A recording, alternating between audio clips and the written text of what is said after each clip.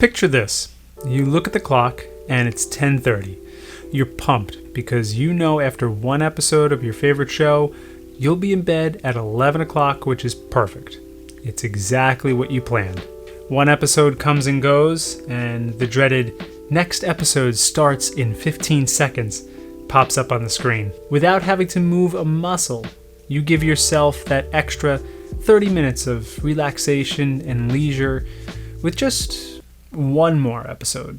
It's now 12:30 at night, and after binging half of a series, you start to do that math in your head. If I go to sleep now, I can get still 5 hours of sleep. That's pretty good. That's not bad. You go to set the alarm on your phone, but you just quickly want to check your recent Instagram post to see how many likes you got. All of a sudden, as if awakening from a coma, you realize you did it again. You fell down a social media rabbit hole, and it's now 2 o'clock in the morning. Once again, another crappy night of sleep. So why does this happen? With all the best intentions to try to get to bed on time, why does it seem like we want to just stay up all night? It's a problem in our mind because consciously we don't want to actually stay up, but subconsciously there's a different conversation happening. This is a problem that has come to be known as revenge bedtime procrastination. It's when your conscious, responsible self knows the benefits of actually getting to bed on time and getting a good night's rest, but there's another part of you that needs something more. We're simply trying to avoid having to start the next day as long as possible. So if we stay up a few extra hours, we can kind of achieve that. It's actually getting revenge on ourselves for either an overworked schedule or something else. So today I'm going to break down a very simple 5-step framework that will finally help you beat revenge bedtime procrastination and get to bed at a reasonable hour. Step 1. Realize this is actually a problem. So a lack of sleep can be drastic for many different reasons. Number 1, simple performance. If you're not sleeping well, you're not going to be doing well at work or school, or you're not going to have the willpower that you want to stay on the diet. You're not going to be level-headed with your family or your kids. Number 2, it actually can cause chemical imbalances in the brain over time. And number 3, some life-changing things can happen. I was underslept and overworked for many months, which resulted in me actually falling asleep at the wheel, and I got into a very serious car crash, and to the point where the car in front of me that I hit flipped over. And thank God everybody was okay, but that was the catalyst that started this entire process for me. But understanding that sleep is way more important than you think. Step 2, realizing that the problem is actually not the problem. So what do I mean by that? I mean that the problem of not getting to bed on time is a side effect. It actually has to do with another problem, a deeper problem. And these usually boil down to 2 different categories. 1, we are not happy with our lives. Something in our lives is not right. It's a really bad career choice, and all of a sudden we realized, we just wasted a whole bunch of money on college, and I hate this job. Oh my God. It may be some family issues. It may be, again, something that we're not happy with our body, but something is keeping us and trying to avoid reality. If we can just escape somehow, right? Some way, and if I don't want to deal with the next day, so I'm going to put it off, and I'm going to just eat into my sleep. If it's video games, if it's YouTube rabbit holes, if it's binge watching Netflix, whatever it is, we just don't want to deal with whatever pressure we have. That's usually the camp that most people fall into. The other side of this could be that you're simply overworked. So you may be really happy in life in general. Everything might be going swimmingly for you, and that's awesome, but you're just super overworked.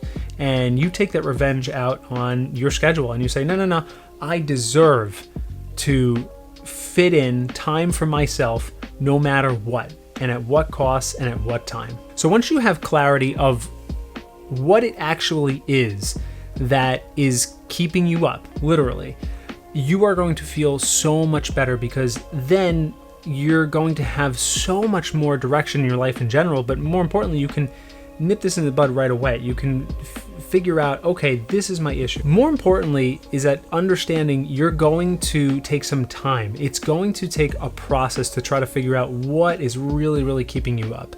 What is the problem in our lives that we are trying to avoid facing? But I can promise you this, once you have the clarity, not only are you going to feel really good, but it's going to set you up for step 3. Step 3, uncover the trigger. So the trigger is really an important part of this, because now once we know what is actually keeping us up, what is the problem in our life, we have to find the trigger that actually happens that sends us spiraling down this dark night that we have in front of us. So this can come in many different ways. This can be environmental. This could be simply time on the clock. This could be an emotional trigger. But ultimately, we have to figure out what actually triggers us. So for instance, maybe we get a text at night from our boss and it just reminds us that, man, we hate our job. Ugh, you know what? Yeah, whatever. And I'm just gonna, binge watch my next show. Maybe it is environmental. So maybe you have everything laid out that is just super enticing. The controller for the Xbox is there. The Apple TV remote is over here. Place is a mess. Could be just something, like I said, time where your buddies are hopping on a Call of Duty at a certain time. You can clearly get the vibe that I am not a gamer. Sorry. But once we actually find the trigger, then we can set up actual systems to try to stop the trigger from actually happening. If you know that you have a problem with binge watching, right? You just can't help but watching the next series of Netflix, or even just finding some random documentary you don't even want to be watching, you may want to take the actual wire from the TV and just put a little plug. You could do a little smart plug or a timer plug. I mean, they're super cheap, but basically the TV will turn off at a certain time, and it may be just enough to avoid the trigger of falling down that binge. Step 4, build a plan and be proactive. So how do we actually be proactive to avoid this revenge bedtime procrastination event that we have? The biggest way is building a PM routine or an evening routine, because not only are you going to fill in the space that ultimately these triggers might come in to start calling your name, but you can fill the space with healthy, productive, positive things that you want to actually do in your life. So I put together a workbook that will really help you dig a lot deeper into these 5 steps that we're going over. More importantly, it'll help you dig even deeper into what a PM routine is all about, some of the ways that we can really leverage it for our lives.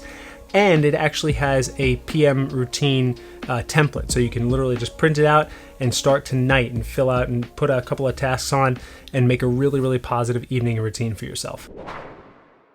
Step 5, create consistency. So, number 1, I guarantee that you will fail numerous times at this process, trying to figure out this ingrained habit and very addictive habit. You will fail, and that's okay. Creating consistency is all about a couple of ideas and philosophies. Number 1, you just can't give up. And I know that sounds so cliche, but it's so true, because when you look at the whole, how many times did it take Edison to create the light bulb? I don't even know if Edison was the person who made the light bulb. But, it was 1,000 tries and then 1,001 he made the light bulb, or whatever. But it's so true, because it is only failure when you actually stop trying. Next, you have to celebrate your wins. And I know this is something actually for myself takes a lot of practice and something I'm working on, but it's true. You have to celebrate any time that you do successfully get to bed even a bit earlier than you've been. So if you plan that, here's my trigger, I know why, here's my trigger, here's my routine, and you fail 6 out of the 7 nights a week or 4 out of the 5 nights a week, and you do it one night You have to celebrate that, and you have to be proud of yourself about that, because it's one step forward. We are not looking for perfection, we're looking for progress. So once you go through this process, I need you to do something for me. I need you to take action immediately. And the reason why this is important is because when you're in this emotional state, you watch this video and you said, yeah, this is it, I'm ready, and you feel that little spark inside you. You have to do something tonight. You have to download the workbook. You have to print out the template. You have to create a routine. You have to find the trigger. You have to do something tonight, because if you leave the place of your emotional, positive, actionable state that you're in right now, you're probably not going to come back to this and say, yeah, I'm going to do that next week. Take action tonight. Do something. And don't be hard on yourself. Do not think this is going to happen overnight, because it's probably not, no pun intended. But it's going to be a process, and instead of being hard on yourself, you should be hard on the journey. You should be hard on your consistent efforts. So if you fail one night, whatever, you fail the next night, it's okay, because I'm going to keep trying. I'm going to figure out what is the problem here, what is the root cause, and I will turn this thing around. And if you're looking to learn a little bit more about how to actually start a PM routine and really some of the more ins and outs, check out this video right here.